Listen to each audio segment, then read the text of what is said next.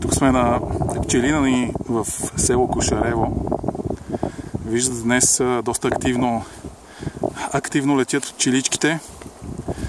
След поредицата от дъждове, ливадите са цъфнали в някаква степен и пчелите употребяват на макс тази възможност да донесат нектар.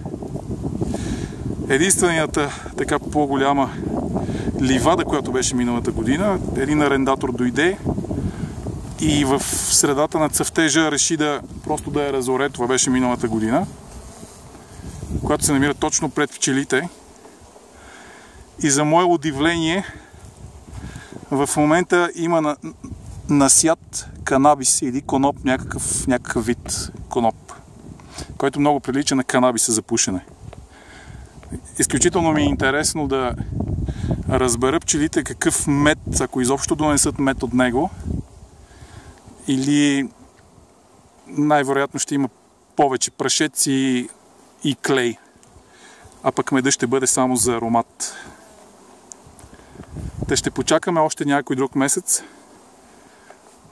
Пространството, на което е засято, е около 200 декара. Така че от ливадата се превърна нива, която нива ще бъде с коноп.